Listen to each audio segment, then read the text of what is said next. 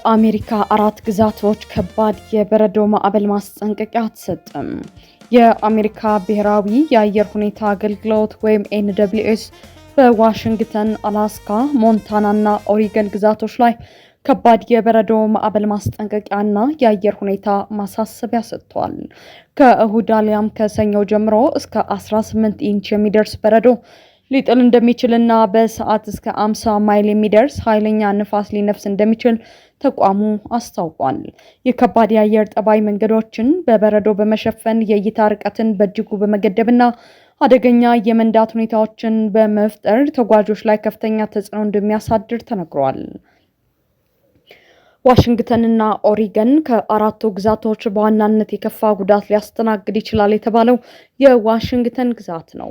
በተለይም የስኖሆሚሽ፣ ዋትኮም፣ ኪንግ እና ስካጊት አውራጃዎች ወይም ካውንቲዎች ከ12 እስከ 18 ኢንች የሚደርስ በረዶና በሰዓት 35 ማይል የሚጓዝ ነፋስ ይጠብቃቸዋል። በሆልደን ቪሌጅ እና ስቲቨንስ ፓስ አካባቢዎች ደግሞ እስከ 2 ጫማ የሚደርስ ከፍተኛ በረዶ ሊጥል እንደሚችል ተገምቷል።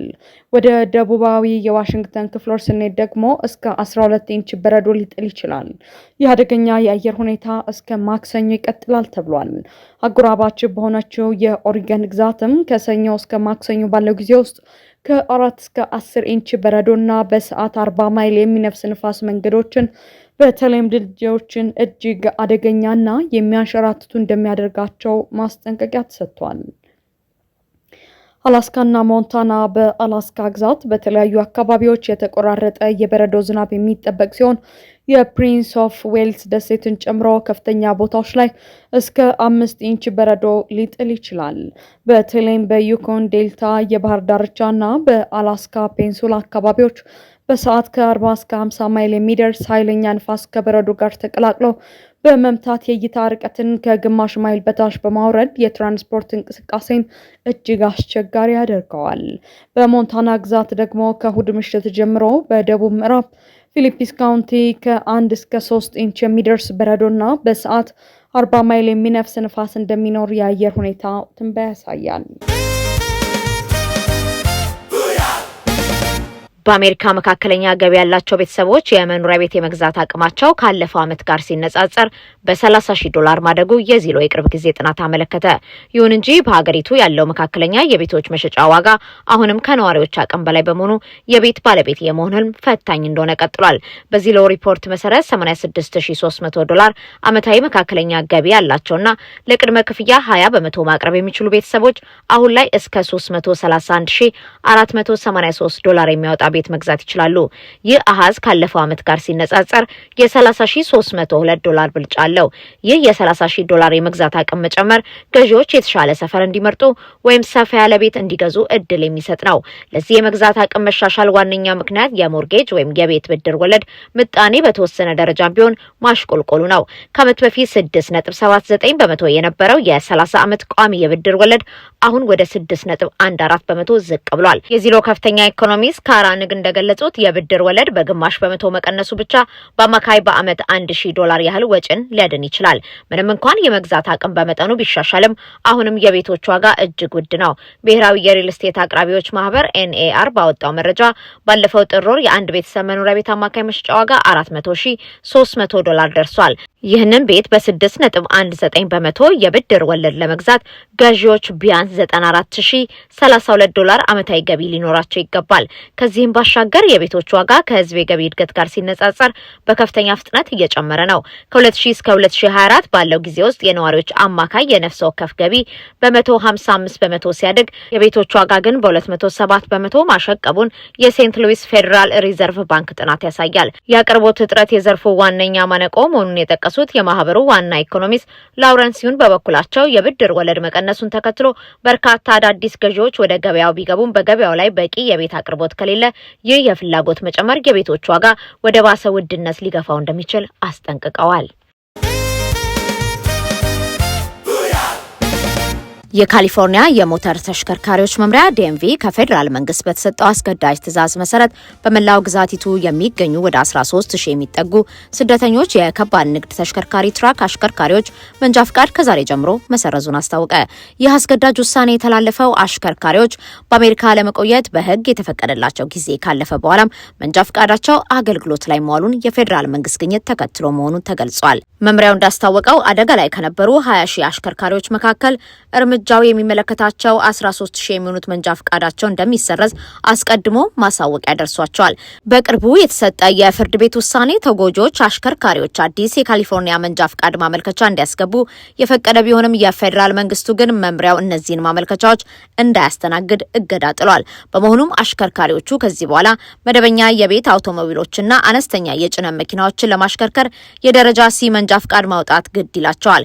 የካሊፎርኒያ ዲኤምቪ ዳይሬክተር ስቲቭ ጎርደን ውሳኔውን አጥብቀው የተቹ ሲሆን ይህ የፌደራል አስተዳደር በስደተኞች ላይ የከፈተውን ጦርነት በመጠቀም የቋንቋና የደህንነት መስፈርቶችን የሚያሟሉ ብቁና ታታሪ የንግድ አሽከርካሪዎችን ከስራ ገበያቸው እያስወጣ ነው ብለዋል። ዳይሬክተሩ አክለውም አሽከርካሪዎቹ መደበኛ መኪናዎችን ለማሽከርከር በአስቸኳይ የደረጃ ሲ መንጃ ፍቃድ ማውጣት እንዳለባቸው መክረዋል። የሰብአዊ መብት ተሟጋች ተቋማትና የአሽከርካሪዎች የህግ ወኪሎች አርብ ማርች 6 ተግባራዊ የሚሆነውን ይህንን ስረዛ ለማስቆም አስቸኳይ ትዕዛዝ ጠይቀው የነበር ቢሆንም የፌደራል ይግባኝ ሰሚ ፍርድ ቤት ጥያቄውን ውድቅ አድርጎታል። የሲያ የህግ አማካሪ ቡድን ከፍተኛ ጠበቃ ካትሪን ዦዋ አሽከርካሪዎች በግዛቲቱ ስህተት ዋጋ ሊከፍሉ አይገባም፣ ይህ የዛሬ ውሳኔ አሽከርካሪዎች መምሪያው የፈጠረውን ችግር እስኪፈታ ድረስ በሺዎች የሚቆጠሩ ታታሪ ሰራተኞችን የዕለት ተዕለት ኑሮ አደጋ ላይ ጥሏል ሲሉ ተችተዋል። ይህ የህግ ክርክር የጀመረው እንደ አውሮፓውያን አቆጣጠር በታህሳስ 2025 ሲሆን አንድ የካሊፎርኒያ ዳኛ አሽከርካሪዎች የከባድ መኪና መንጃ ፈቃዳቸውን ሲዲኤል ለጊዜው ይዘው እንዲቆዩ መፍቀዳቸውን ተከትሎ ዲኤምቪ የማረጋገጫና የቅሬታ ማቅረቢያ ጊዜውን እስከ ማርች 6 2026 አራዝሞ ነበር። አሁን የተወሰደው የመንጃ ፍቃድ ስረዛ እርምጃ በአሽከርካሪዎችና በቤተሰቦቻቸው ላይ ከፍተኛ ድንጋጤና ፍርሃት መፍጠሩን የሰሜን አሜሪካ ፑንጃቢ የጭነት አሽከርካሪዎች ማህበር ዋና ስራ አስፈጻሚ ራማን ዲሎን አጋልጠዋል። የአሜሪካ የውስጥ ገቢዎች አገልግሎት አይአርኤስ የዘንድሮን የግብር ማሳወቂያ ወቅት ታክስ ሲዝን መጨናነቅ ለማቅለል በማሰብ በመላው አሜሪካ በሚገኙ ከ200 በላይ የግብር ከፋዮች ድጋፍ መስጫ ማዕከላት ታክስ ፔየር አሲስታንስ ሴንተርስ ውስጥ የስራ ሰዓቱን ማራዘሙን አስታውቋል። ማርች 6 ይፋ በተደረገው በዚህ አዲስ ማሻሻያ መሰረት ማዕከላቱ እስከ ሐሙስ ኤፕሪል 30 ድረስ በተራዘመ የስራ ሰዓት አገልግሎት የሚሰጡ ሲሆን ይህ ውሳኔ ግብር ከፋዮች ከመደበኛ የስራ ሰዓት ውጪ ከባለሙያዎች ጋር በአካል ተገናኝተው ድጋፍ እንዲያገኙ ሰፊ እድል ይፈጥራል።